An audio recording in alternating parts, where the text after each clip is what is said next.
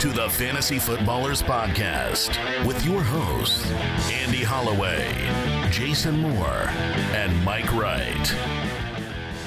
Welcome to the Fantasy Footballers Podcast. We are back again. It is Thursday, February 11th, 2016. Yep. It's a leap year this year, guys, so we get an extra day this month. You can do anything you want on that day. Wow. It's like the Purge. I was just thinking of that, too. There are no rules, no laws. I'll be locked in my house. Oh, you're not going to go out? I'm going out. I'm going out, and I'm going to take care of some business. Going Persian. Welcome to the show. We've got a good one for you today. We're going to talk about all the coaching changes that have taken place already in the NFL landscape and give you kind of our fantasy twist, okay? We're going to let you know how the coaching changes, and now two people in the studio are doing the twist, and neither of them are me. We're going to let you know what it's going to do, what it's going to impact for these offenses and the defenses and these teams that have seen head coaches turn over this year. So we're going to do that. We're going to go through the news, and we're going to go into the mailbag, dive right in, and answer some questions. Got some keeper questions that we're going to get into. And so it's going to be a jam-packed, a great show here in February. You guys look super excited. Jason, you're wearing a Honey Badger shirt. Yeah, the Honey Badger don't care, man. Come on. Yeah, you sound tough. Well done. Oh no, I was pulling up some information for the quick question.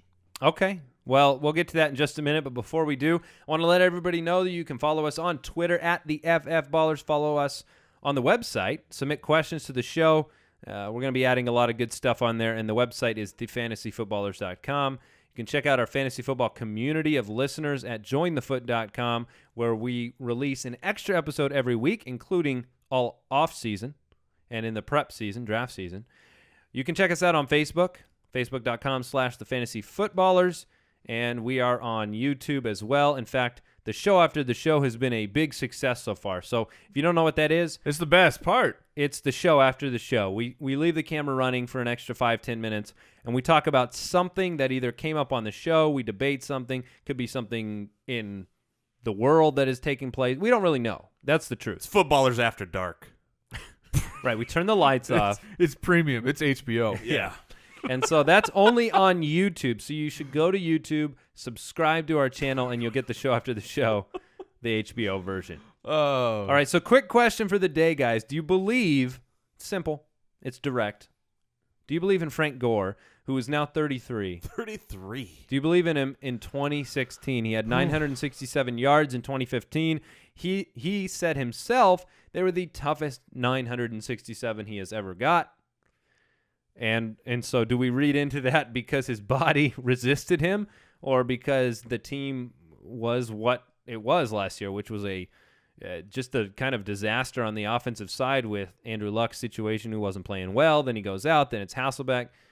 So what do you believe in Frank Gore? It was also a disaster that they had nobody else, really. They brought Josh Robinson in the draft with his triangle-shaped body. And that did not work out because he was cut just a few weeks into the season. I mean, for a fourth-round draft pick, to give up on a guy that early speaks volumes to what they really thought of him. They brought in Bradshaw, who had some success, but then went full Ahmad. Bradshaw got hurt again. And I feel like Frank Gore had to carry more of a load than they really wanted or they thought would happen. They just didn't have a particularly good backup. So I fully expect them to add somebody. Now, Frank Gore as the leader of a timeshare, if Andrew Luck can get back to being a high-scoring, leading a high-scoring offense, then yes, I will buy into Frank Gore because touchdown opportunity will be there. Running lanes should open up a little bit more if Andrew Luck is there and you actually have to be scared of him throwing the ball. So I will, but to me, let's project around. I think Frank Gore would be like a sixth-round pick off the top of my head. And there's no chance that he'd be a 6 for you? Yeah. Because there's no way he's a 6 if he's the starting running back for the Colts in the actual fantasy. What points. I was in my head, I'm saying they've added somebody. Okay, in the so draft you're putting or him in free that agent. timeshare free agency. Yes. Maybe I hard to pick a name out, but somebody comes in there and If they go into next year and they've done nothing, then he's going to be a much higher. He'll still slip in value because of age and production, like he has for the past 5 years. Right. So It's way too early on the mock drafts, but he's going right now in the 7th round, late 7th. Booyah!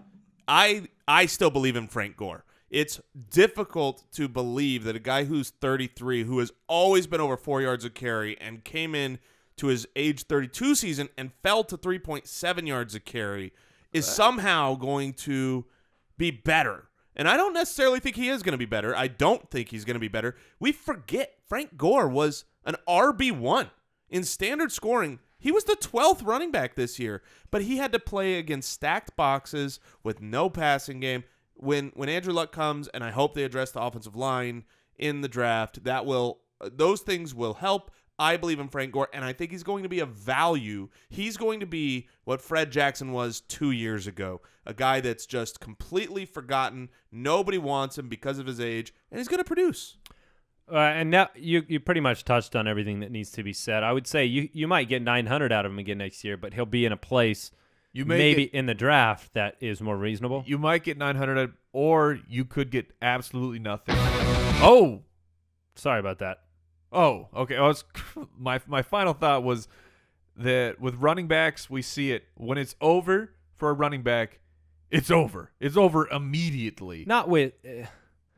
Okay. It's very common when for they that hit the to cliff. happen. It's done. They don't come back. They're done. So I don't think that Gore hit that. Right. But if he is getting there, then it's over. So essentially, you have the potential for cliff drop, yes. and then you have no potential for great increase because of the age and the yes, the which is situation. why he'll be in the 7th, and he'll be a great, like, if you want to go 0 RB, to me, and grab someone in the 7th round as an RB that can be consistent, I like it. All right. News and notes from around the league. All right, what do you want to start with, guys? Should we talk about Johnny Manziel? Or No, should we never. skip right over that. Just give It's an not. update. It's just getting worse and worse. There's come the point now. We've talked about it in the studio privately, where he's no longer worth any sort of risk for another team. In the beginning of the offseason, it was kind of like Manziel, RG3. Do they end up in Dallas? Where do they go to be backups and have the potential to be a starter?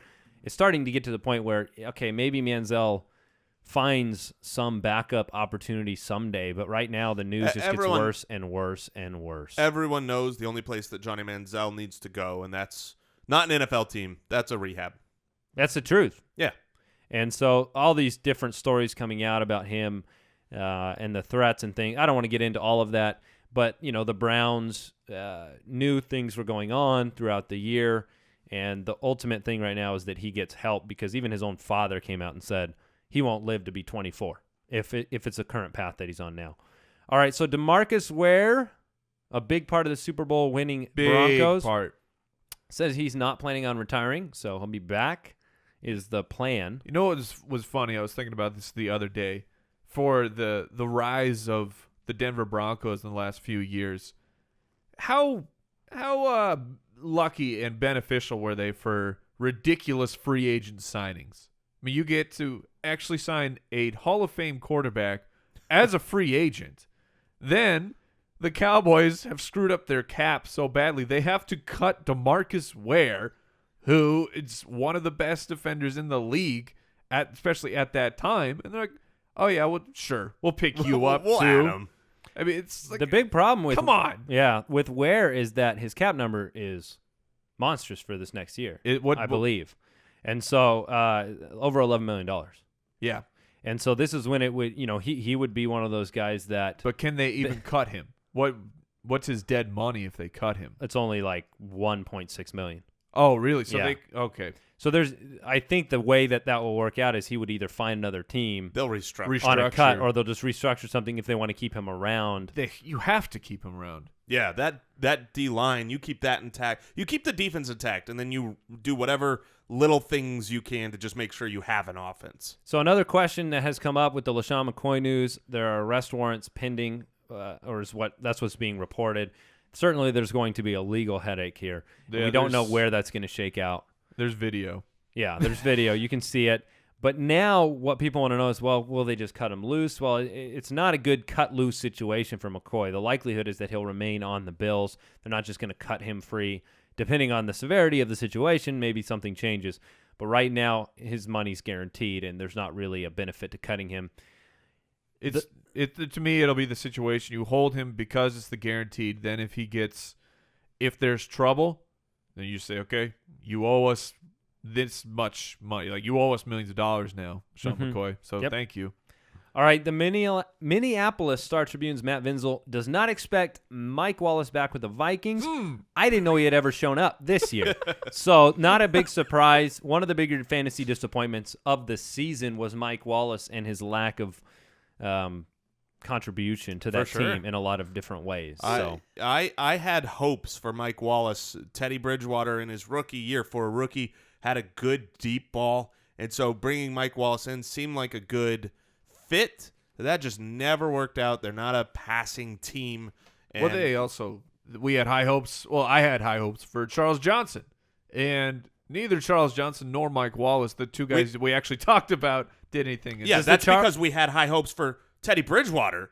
Well, I'm saying Stefon Diggs did what I thought Charles Johnson would do, and I assume he did what you thought Mike Wallace would do. Yeah, for 4 games. Well, I was just going to make the exact point of, does what Charles Johnson did, emerging and then, I guess, climbing back into a cave, does that scare you with how that offense works, and then Diggs is kind of emergence and then... No, I think Diggs is... So you like Diggs? Yeah. In the future? I dig him. Yeah, me too. All right, so before we move on to the kind of the meat of the show, which is we're going to go through the coaching changes and how it impacts your fantasy football teams, I do want to take a second and thank the sponsor of today's show, Squarespace. You've heard me say it before. Before we did this show, I worked in web development and web publishing and those type of things. So I know exactly how hard it is to build a website, the expenses and things that come into that, and it can be tough, even if you know your way around coding. Now, creating something that looks good and works well is a time-consuming affair, and whether it's for a business site, a portfolio, a restaurant, or whatever else, in this day and age, you need a website. Well, lucky for us, Squarespace makes it easy to build beautiful websites without breaking a sweat. They provide simple, powerful, and beautiful websites that look professionally designed, regardless of your skill level. No coding required. Seriously, you cannot beat the ease and simplicity of Squarespace, and they give you 24/7 online support and a beautiful website. So what are you waiting for? Start a trial, no credit card required, and build your website today. And listen, for listeners of this show, when you decide to sign up for Squarespace, make sure you use the offer code FOOTBALLERS, and you'll get 10% off your first purchase. And you'll show your support for this show, the Fantasy Footballers Podcast, and we thank Squarespace for their support of this show. Squarespace, you should. Changes. Turn and face the strange. Changes. Don't tell them to grow up out of it. I thought it would be appropriate to pay homage to David Bowie and just throw that in there. We're talking coaching changes, so it seemed to fit. However, when I brought up the idea to to Jason, Yep. he had never heard the song before. Never once. And when you play it, it doesn't strike a bell because I had never heard it. And so I want to know, because Mike and so Andy, I mocked him, and to Mike, Mike wasn't in the studio yesterday morning, so I told Mike this news, which I'm sure floored him. Well, I thought, what kind of uncultured swine am I working with that you don't know Changes by David Bowie? So I said, look, I think half of our audience is not going to know that song. No disrespect. Did you just call half our audience uncultured swine? No, Mike did. However, I want to know, go to YouTube and tell me if you have not heard this song. If you have heard the song, just keep silent. I like that Jason represents half the demo. I know. He told me that was the exact point he made. That's how highly he thinks of his opinion. If I don't know it, half the audience won't know it, so we're not doing it. It's not just like, well, maybe 33% of the audience. No, Jason's half. He was doing it by weight. Oh! I'm out of here. I'm out of here in the league. All right.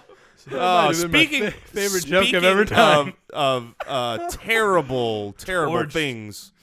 Oh. Let's talk about the coaches. Mike Mularkey Oh. is the in for the Tennessee Titans. So we'll start with Tennessee. We'll get this out of the way. Get it out of the way. I don't want to come on here and just completely disparage the hope of Tennessee Titan fans, but we don't have a really positive spin for Mike Mularkey's signing, and we don't think you do either. The reporting out of Tennessee is the same sort of befuddlement that we have here, and the numbers back up that befuddlement. Am I right? Well, yeah, because you say, okay, who left? Ken Wisenhunt. But he didn't leave at the end of the year. He left really early with 9 games left. And, Well, he didn't leave. well, right. He was fired. He was And- asked to leave. and Escorted Mike out of the Mularkey premises. took that team to a great 2-7 record. Finished strong. And while doing that, looked very poor. I mean, the team it wasn't like a really tough, oh man, they just lost some bad breaks. They were a bad team under Mike Mularkey. And so to everyone's surprise, considering that they were, for the first time in a long time, a really hot destination, you have a franchise quarterback There were a lot of Chip Kelly rumors based on Mariota being there. Yeah, and so you bring in Mike Mularkey, and you hope that he does better than His he career has record. everywhere else. 18-39 as a head coach. And speaking for fantasy purposes, as a head coach, his offense, when you're talking about yardage, has not done very well. He was the head coach of the Buffalo Bills for a couple years, 25th and 28th in yardage. Head coach of Jacksonville for a year, 29th in yards.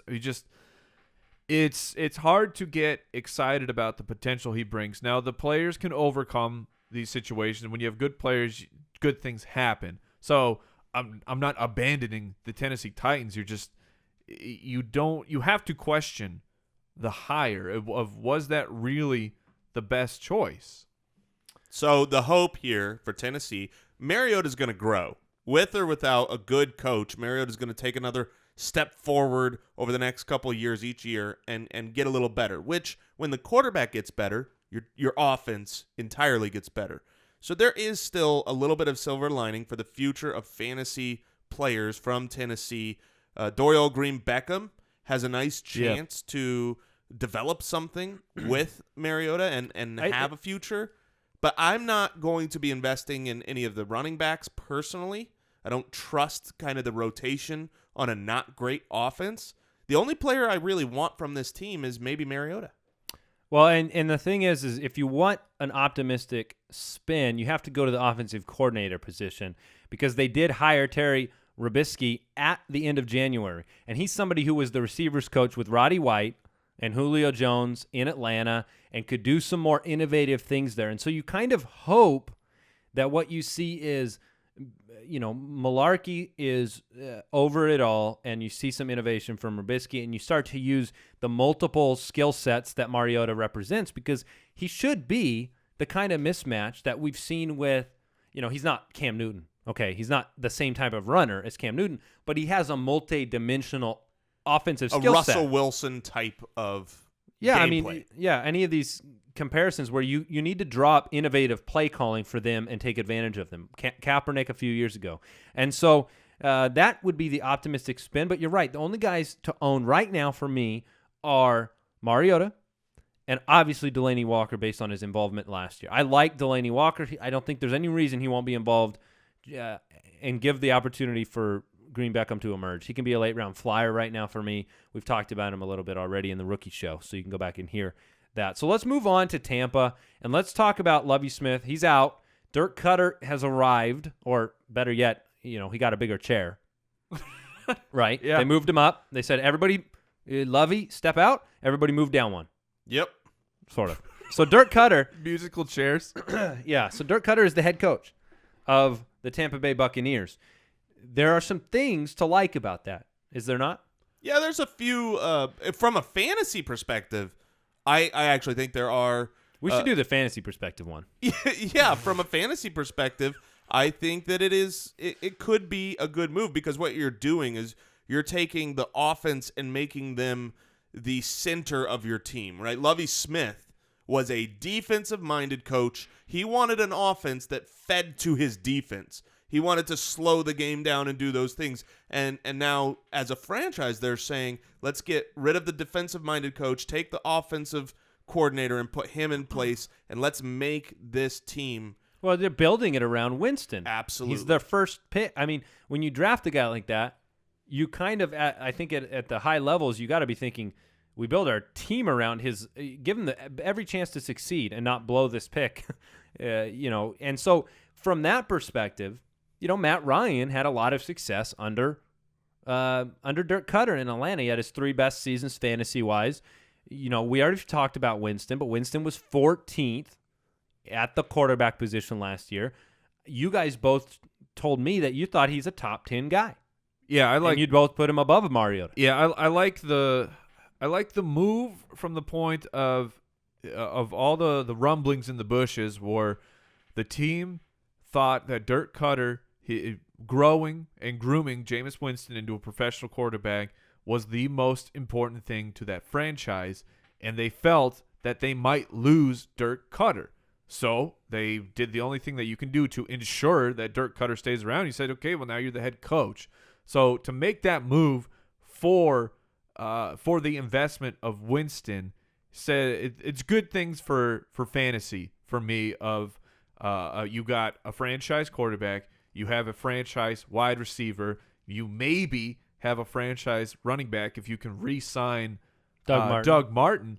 But all the pieces are there for some delicious fantasy. I wish you guys didn't know the stat that we just talked about before the show, because I saw this yesterday, and I was going to ask you blindly what rank you thought Tampa finished in yards for the league, and I'm pretty confident that I would not have said what the real stat is. Right. They were the 5th highest team in the league in total yards as an offense. So, there are things to like, but moving 20th forward. in points.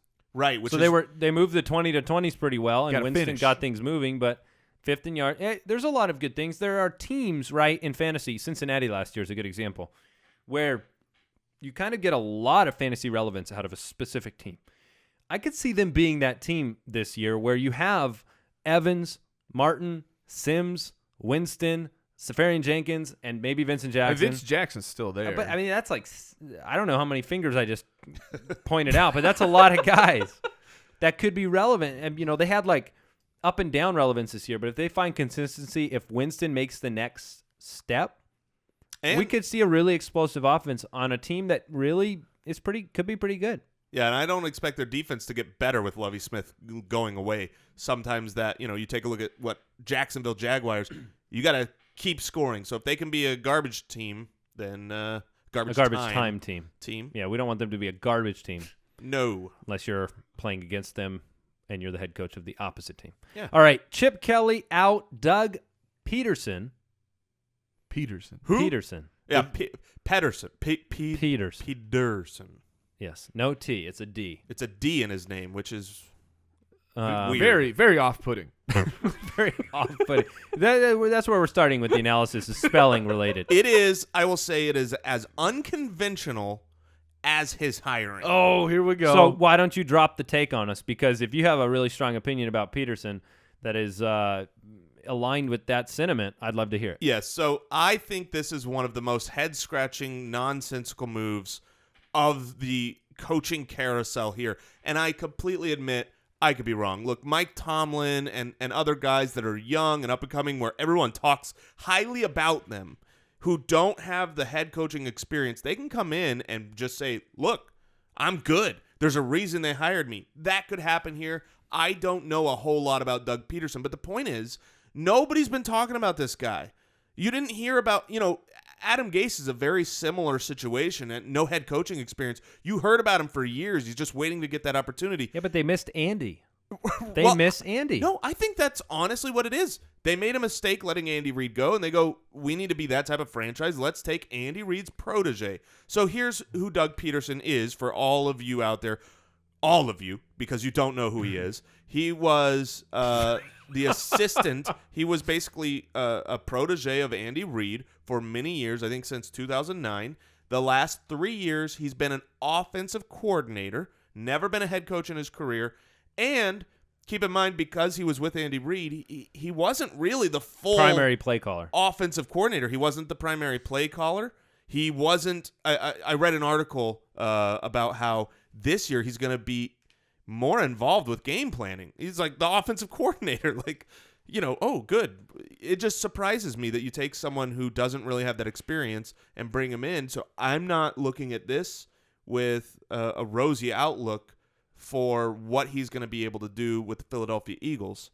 From a fantasy perspective, it means the West Coast offense is back in Philadelphia, and it means that the running back position, whomever that might be, Mr. Glass or DeMarco Murray, that should be featured again in Philadelphia. You also have the optimism around the newly re-signed Zach Ertz, right? Yes. Is that who you're bending towards optimistically wise? I like the hire, and I like the hire of Doug Pederson. You do. Explain yourself. I like it because Doug Pederson has been with Andy Reid, like we talked about, since 2009. That's many, many years to learn and to be groomed and shown the ropes of everything that Andy Reid knows. Hopefully, he didn't teach him how to time management. His timeouts. Yeah, don't worry about the time management. Get someone else to do that. But Andy Reid has been a very, very successful head coach. If you look back at his time in Philadelphia, just a string of years of double-digit wins. And in the Kansas City Chiefs, 11 wins, 9 wins, 11 wins. So he's been very successful. Reid is a great coach. So you take him with all those years pouring his knowledge into Doug Pederson, and you give Doug Pederson an offense that I think is very capable with Zach Ertz. I still like Jordan Matthews. The running back position is loaded. So is he going to, if it's Bradford that's back, this is in Kansas City, you had you could call it conservative, but I'd call it more efficient West Coast offense where they led the league 3 straight years in the least amount of interceptions. And what an interesting thing for Kansas City, they were always in the bottom 20 for yards, but they're always in the top half of the league for scoring. Yeah, points. And we know that the touchdown is the difference maker in fantasy football. If you have Kansas City, so 2013, 6th in offensive points. Last year, 9th. Did you know that the Kansas City Chiefs were a top 10 scoring offense? Because that's crazy. That's not how you think about them. So you give him an almost mirror situation to me as far as you're talking about skill players going to Philadelphia compared to Kansas City. You have from Kelsey to Ertz, from Jamal Charles to Murray and Matthews and Jeremy Maclin. Now you have Jordan Matthews or as Andy hopes, it's Nelson Aguilar. Clearly, that's who Andy like Nelson Aguilar, not more than Jordan Matthews. I just like him to bounce back. I like the hire. I think that it's good things for the Philadelphia Eagles and get some stability in there. Here's a final thought on the Eagles. Sure. And you guys let me know.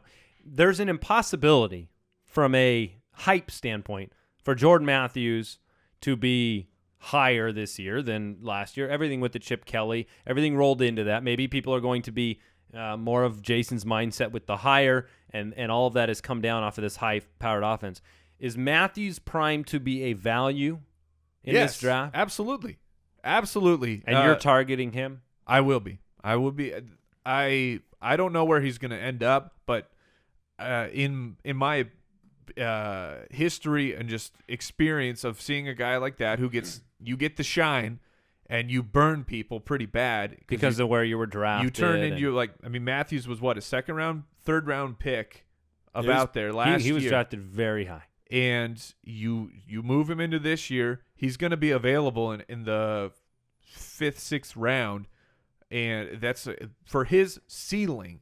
That is tremendous. Especially with the opportunity to move him to the outside, something Chip Kelly was never willing to do.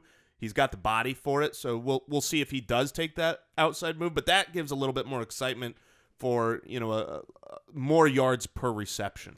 All right, now we're going to move on to the Giants coaching situation. Out is Tom Coughlin, the longtime stalwart there. Not retired. One of my favorite coaches was Tom Coughlin. Ben McAdoo takes over. From a fantasy perspective, This is outstanding news because you get a consistency in an offense that was already elite. That's the overarching story. Now, the real question for us is if you have an offense that is first in passing, like they were last year, but we didn't see running back production because they used 18 of them.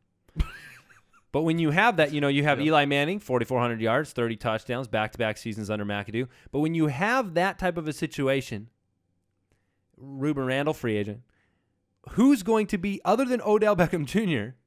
and Eli Manning, who are both fantasy options, who's going to be that mystery third or fourth guy at the running back, at the wide receiver, at the tight end position? Somebody's going to put up points there, and so it's up to us to figure that out and tell the listeners. So tell me who it is. I like Rashad Jennings. I like what he did at the end of the season. I think he's a capable running back, and I believe that Ben McAdoo is not going to go with the 17 running back system because that good committee.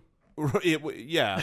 And they can all take one bus. We'll have to see what they do this offseason. That's the running back bus. Hold on. You're right. We'll have to see what they do this offseason with their roster moves with running backs, because you could already kind of see that they were going to have a crazy committee before the season last year, and then it was even crazier than we thought. So this year before the season, we're going to see what are they doing with their running back rosters, who are they re-signing, who are they letting go. You're going to see Andre Williams get cut. Right, exactly. If you see Andre Williams get cut, I am even more, excited about Rashad Jennings, who, should be. I'm not high. Well, he's not the pinnacle of youth either. Right, I'm not That's the high problem on for me. Rashad Jennings in general. But I'm saying, as far as to answer your question, what giant can take kind of a step forward this year? I think just by the fact that he's a good running back and might not be just getting 15% of the carries will go a long way. Okay, yeah, he could be a sneaky guy if they don't make a lot of changes, but give him the rock. He'll be 31, by the way, for next season. But Shane Vereen's still there. And the whole first half of his career, he didn't really have a lot of usage. But every year in Oakland counts as 3. It's like dog ears. I can't. A question for me is Victor Cruz. He was already kind of looked like he was on descending in his career with the numbers he was putting up before destroying his knee. So can he be back? He's got the entire year off. Can he rehab and be back to a capable wide receiver? Because if you have a capable guy in Victor Cruz with Beckham, and Beckham doesn't need anybody else, and he'll still find a way to get the ball. That's how much I believe in Odell Beckham. But they're going to be in the hunt. They'll pick up a free agent like we talked about, like Marvin Jones. Maybe they'll go in on Travis Benjamin. I don't know. They would have very little height if they went that route with pairing those wide receivers. But they're going to add somebody. And as long as you have a guy, they proved it with Ruben Randle. The overall consensus thought of Ruben Randle is that he's not very good, and he still put up numbers. He was still had a place in that offense. So you get a guy who is at least capable, and this offense will still produce at a very high level. Okay. All right. So, and we don't really believe Randall will be back, for those wondering. It just doesn't seem to make sense with the amount of money they'd have to pay him at 24. I think the people in New York expect him to be gone.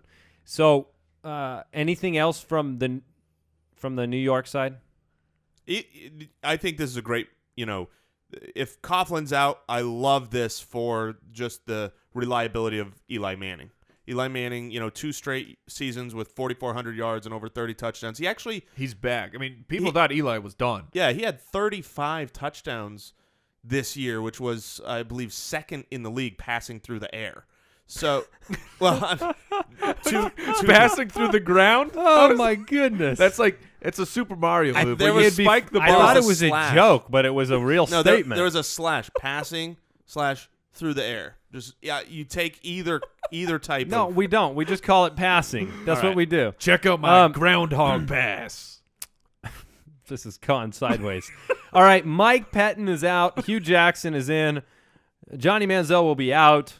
And now we give a coach that is highly respected a coach that is a kind of very smart offensive mind. A coach that is one of Andy's longtime favorites. It's true. I don't feel like he got a fair shake in Oakland. You're right. I like Hugh Jackson. I think we saw last year a plethora of fantasy options emerge from an offense run by Hugh Jackson. You had so many guys that contributed: Jeremy Hill, Gio Bernard, Tyler Eifert, Marvin Jones, A.J. Green, and Andy Dalton. And now you put him in a position to, I think, lean even more on the run like Hugh Jackson loves to do. You're probably going to have a Jared Goff from California or Paxton Lynch from Memphis State could be their quarterback. McCown to start the year, but you probably are going to see a situation where you want to see it. I mean, McCown can't stay on the field, first of all, and he's old. And so there's a very high probability to me that they are grooming either on the field from day one or 3 or 4 games into the year, their next franchise quarterback. And already, Hugh Jackson's a guy who almost always leads the league in rushing attempts. You've got a guy like Gio Bernard in Duke Johnson that can be involved in that offense. I like the hire from a fantasy perspective as much as can be expected from Cleveland's offense. So what is your take, Mike? I'm with you for the running backs. That's the first place I'm going to be looking for the Cleveland Browns. Do they make any changes, or do they just stick with Duke and Crowell? Crowell is there's still something there to Isaiah Crowell, in my opinion. He had a decent year. He seemed to start kind of slow, but I mean, as the team kind of found their footing, there was more there once, and they got the role carved out for Duke. You're going to be the pass catching back, but like Andy said, the attempts are just tremendous for a Hugh Jackson led offense, and he's come out and he said, probably not going to hire an offensive coordinator because I'm gonna call the plays myself. And then Doug Pederson said, "Oh, good, it's my." But as far as rushing attempts, here's 2010 with Oakland, 4th, then 7th, then he got the O coordinator job in Cincinnati, 5th, 7th. He is a top 10 as far as rushing attempts, and those rushing attempts you want. We always talk about you need talent, but you need opportunity for fantasy and targets for wide receivers, attempts for running backs. So if they make no changes, then Isaiah Crowell is going to be very interesting. It's interesting, too, to think about, I just gave you all those names for Cincinnati and how he impacted them on the fantasy side. Duke Johnson, Isaiah Crowell, Josh Gordon, Travis Benjamin, Gary Barnidge. If they re-sign Benjamin. Okay, correct. And which it's if leaning Gordon that way. is And if Gordon's back. But there's a lot of, I don't think any of us in draft season are going to say, if they're on that team, that Benjamin or Gordon or Barnidge or Crowell or Duke Johnson are irrelevant for fantasy, much less McCown if he gets a starting job. So it's one of those situations where the team has been struggling, but maybe we see a lot of fantasy relevant players if he can get that offense moving. Yeah, it is definitely possible. I have a question for you regarding this hiring.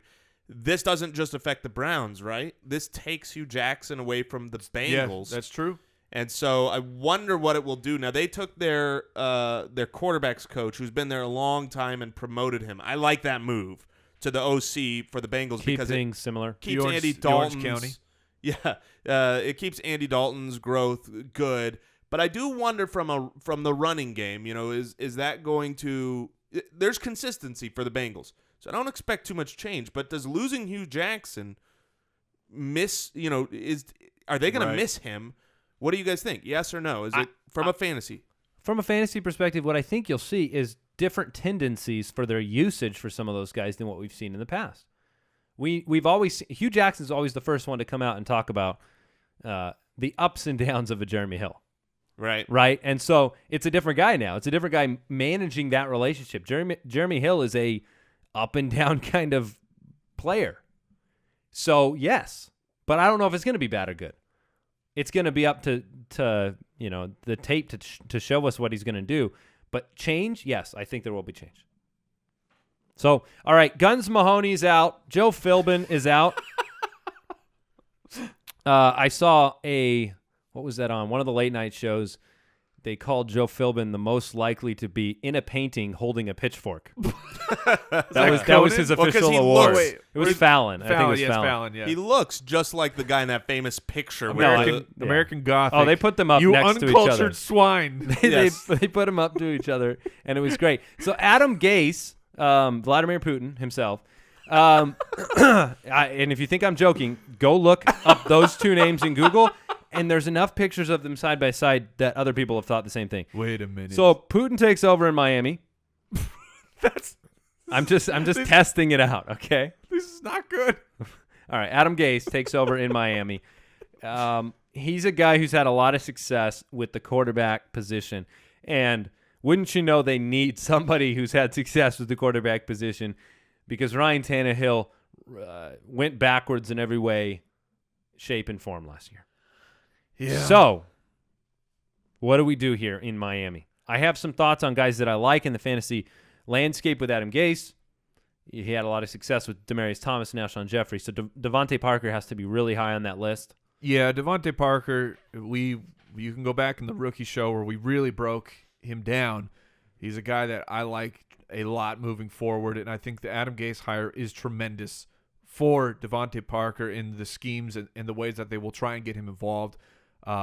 Like the bubble screens they do with Demarcus Thomas, he did with Thomas frequently, and it wasn't the best year, I would say, for Adam Gase in Chicago, but there was what were you to do? Your superstar in Alshon Jeffrey is basically non-existent for the year. Matt Forte gets dinged up. You lost Brandon Marshall before the season, but so you did help Cutler. Yes, and Cutler, he really cut down on Cutler's interceptions, correct? Yes. Yeah, down to 11.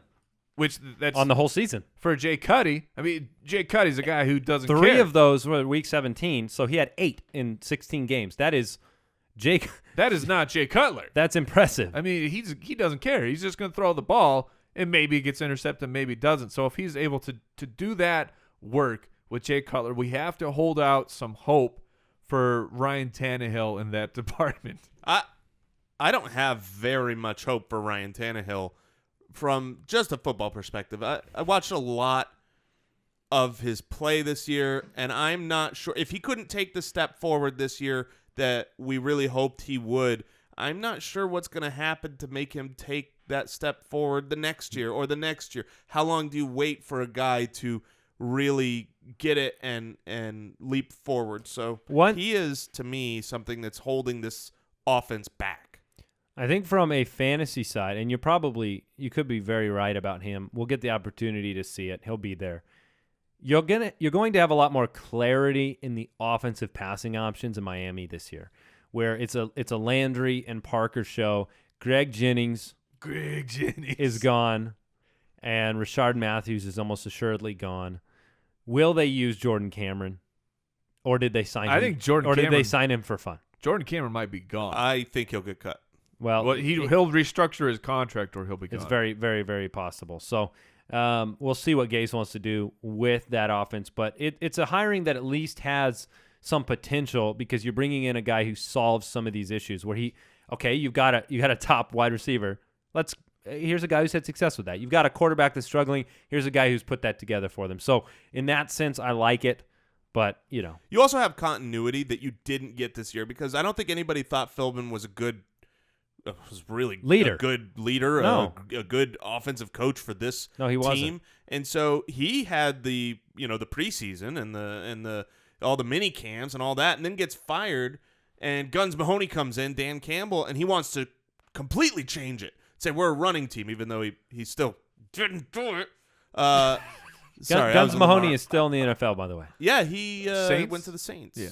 So just so we know where to look.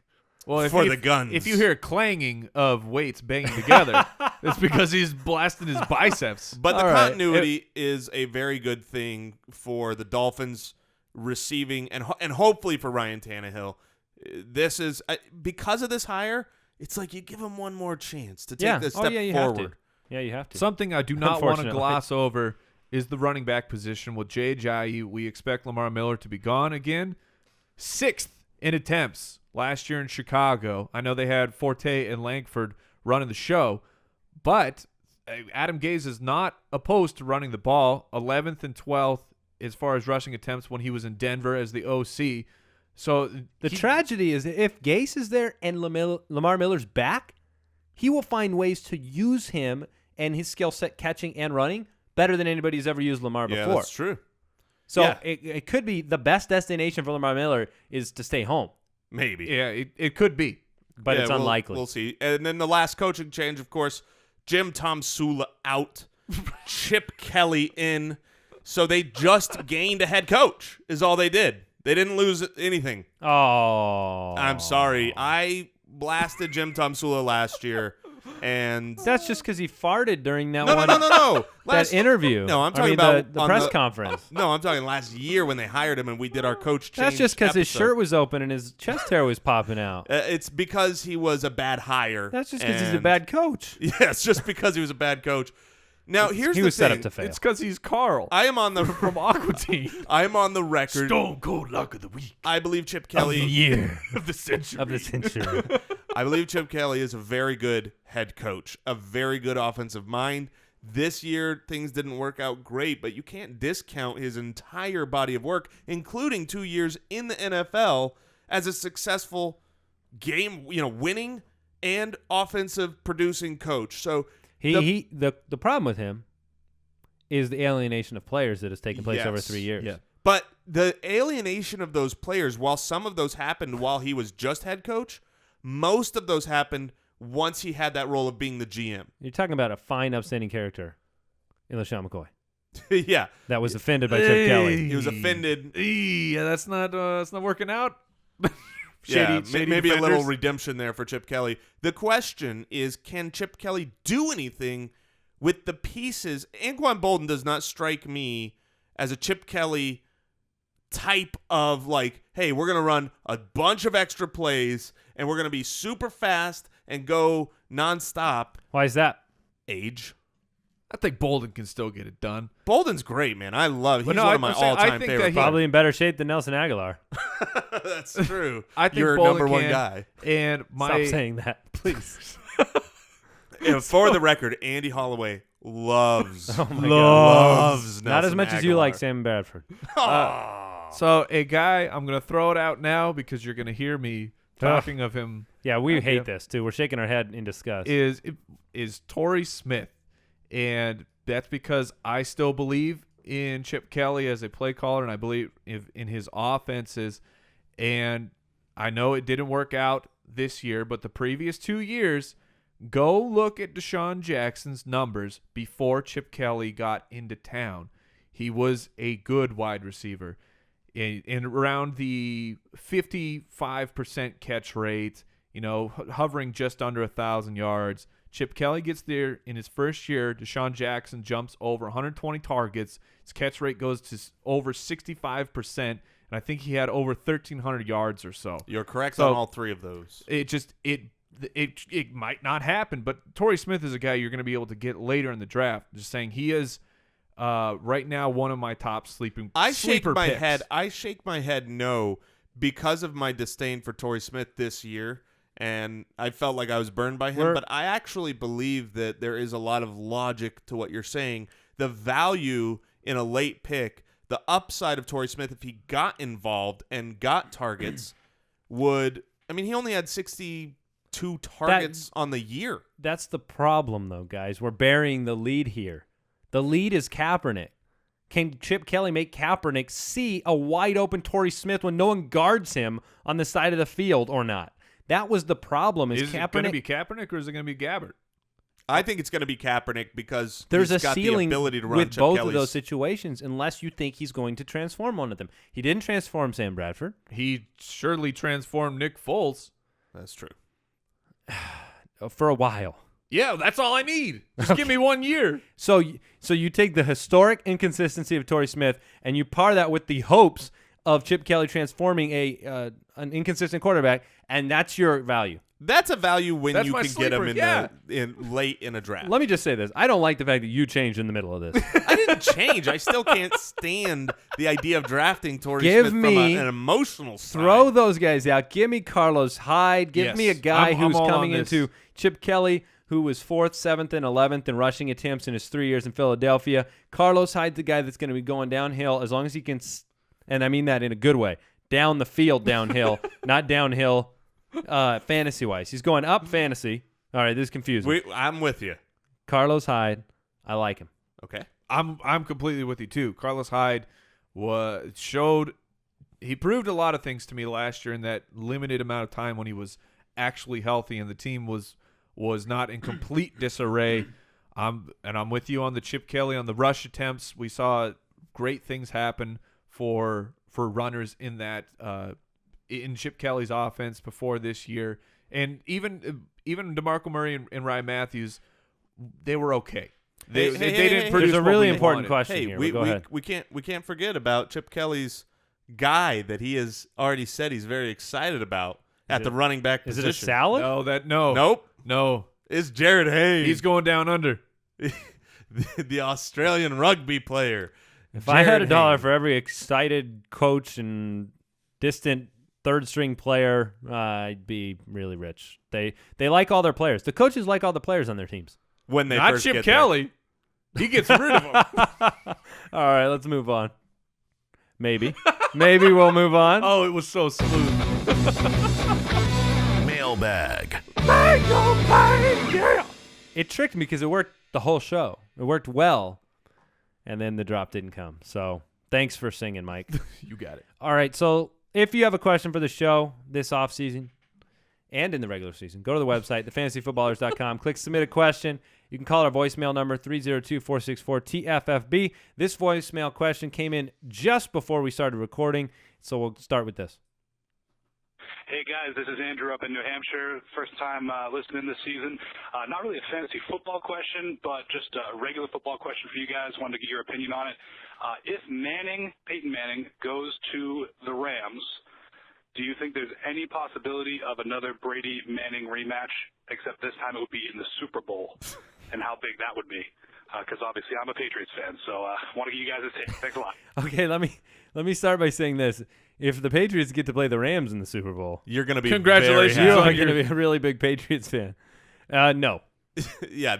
No, yes. we found out that if Peyton Manning were not in the Super Bowl. No. if he was to quarterback the Rams, there is a 100% chance of that happening because they are scheduled to play each other. Yeah, that would Yes. that'd make for a nice Thursday night football game. And I believe there is a 100% chance of him not being on the Rams. So Yeah, he's No. he's gonna be done. All right, David in St. Louis has a question for us. Standard 12-team league, $200 auction budget, 3 wide receiver setup, and he's already keeping Gurley for $29. So that's Okay. the lay of the land. All right. He needs help with the second keeper, guys. Amari Cooper's $24. John Brown's $12. Tavon Austin $6. Josh Gordon $6. Man, What do you well, think? if hopefully you don't have to make your decision right now, but for Josh Gordon for $6, I'm in on that. If you can't, or if you've got to make it early, or if Josh Gordon doesn't get reinstated, then I think I would pony up the dough for Amari Cooper. yeah, Cooper's my pick here. This is a Either way. Huh? Either way, if Yeah, Josh even Gordon's if Gordon, back, if you knew Gordon was back, I don't mind you doing it, but you still have a lot of uncertainty with his return that is just not built into Amari Cooper. right? So it would be real close then, and so that's why I say it's just going to be Cooper for me It's at that price. It's a 2-person race for me for Gordon and Cooper. I would lean towards Gordon. If it's just a 2-keeper situation, I'm going to be aggressive with that of the getting the value of the money, the difference of the money between Gordon and Cooper, because then I have more money for more opportunity during the draft. Yep. All right, Ryan in Tuscaloosa, Alabama. That's national championship country. Ooh. All right, need to know who to use his last keeper spot on. He's narrowed it down to Jarvis Landry, Alshon Jeffrey, and Martavis Bryant. Ooh. Any advice would be appreciated, and it's important to know it's a full point per reception, which makes Landry mighty nice. More valuable, but this one is easy to me. There are chances for regression I'm for curious Jarvis who you're Landry. going to say. And you know that I'm high on Martavis Bryant, but to me, the guy's got to be Alshon Jeffrey. He is the best wide receiver of this group, and I can't imagine that he is as injured next year as he was this. Yeah, There's no reason he wouldn't catch as many passes as Landry if he was healthy, and he represents more touchdowns. Remember how great Alshon Remember Jeffrey the was. Jeffrey. Yeah. Did you ever see that movie, Denzel? Remember the Jeffries? Remember the Jeffrey? There was a speech in that movie. It was really powerful. All right, Jeff in Pittsburgh, Pennsylvania. Last week, you guys told the truth about 2015 quarterbacks, where they finished in the final rankings. He kept wondering, if I had streamed a quarterback every week in 2015, like the footballers suggest, how would I have done? In other words, would your QB streamers totaled up over the year have finished in the 2015 rankings of quarterbacks? And the reason I asked this is because we each had a streamer every week. So there were 3 per week for the entire season. And so I am putting it out there to the Foot Clan to figure that out. Yeah, go. Well, what we would have to do, because I didn't total up where our guys finished. I know we were very successful in picking our guys. One of our kind of the way we run it is, like Andy said, we each pick one, and we do that intentionally to show you that there are multiple options. We're not saying, okay, this is our guy, and we're going to calculate. Yeah, we like him more than Kirk Cousins this week. It's just maybe we can do that for next year. Well, because the point is this: is we might have a streamer that's Kirk Cousins, but he's available in some people's leagues and not in another person's league. And so we give you multiple options, not because we think each one is equal, but because everybody's league is different and there are different guys available in every league. You need the variety so that I don't mind us saying, hey, here's our favorite guy this week, and then add those up. We did that a little bit. I'm saying going into next year, we can everyone pick one, so we have 3 options, all right. And one is the consensus guy, and then we can figure out where he would finish. Yeah, and it was a good year. You had a lot of guys that had opportunities against the right defenses. We had several weeks where we had the number 1 or number 2 guy. I tell you what, none of the teams, our listeners that won titles, came to us and said, "Boy, it was because I took Andrew Luck in the first round." I tell you what, he really carried. Unless that walked you right into Kirk Cousins or somebody. Yeah, there were a lot of Kirk Cousins championship winners. All right. And once again, we'll talk about this more on the streaming quarterbacks. We recommend you take a quarterback late because you can get guys late that could turn into a weekly starter. Carson Palmer. Exactly. That's the goal. The goal is Derek to Carr. find Bortles. a Carson Palmer in the 10th round or so. The goal is not just to stream because you feel cool doing it. No. You stream if your first initial draft pick doesn't pay off. If you can draft Aaron Rodgers in the 3rd or 4th round, go do it. And then play him all year. If it were me, that's fine. It's the what you're giving up for a potential failure there. All right, Jordan in Lancaster, Pennsylvania has a question. 14-man half-point PPR league. Get to keep 1 keeper 5th round or later. Here are the options. Pick 1. Todd Gurley and Thomas Rawls. Martavis Bryant, Gary Barnidge, Deion Lewis. Pick 1? Yeah, what is the round, though? 5th round or later draft position. So those are his options. We don't know the actual cost. He picked all these guys after the 5th. So I'm going to go Todd Gurley. If it's just even, Mike would take Thomas Rawls over Gurley. Really? Maybe. I'm trying to put words in his mouth to see how he reacts. No, I'll take Gurley. Close, but I would still go with Gurley in this situation. I just thought I'd test it. So I just wanted to see what would happen. So that does it for today's show. Again, you can go to the website, thefantasyfootballers.com. Make sure you stay tuned for the show after the show. I don't think we know exactly what we're talking about yet. So that I got a very, very unique story to share. Oh, that is true. After the show. Yeah, you will not want to miss this story. I laughed. You're doing that story? I laughed so loud that I almost ruined my voice for the show because of how wonderful that is. So stay tuned. That's only on YouTube. Check us out on there. Thanks for listening to the podcast today. We'll be back next week. Have a great one, Foot Clan. Yeah, have a tremendous weekend, everybody. Goodbye.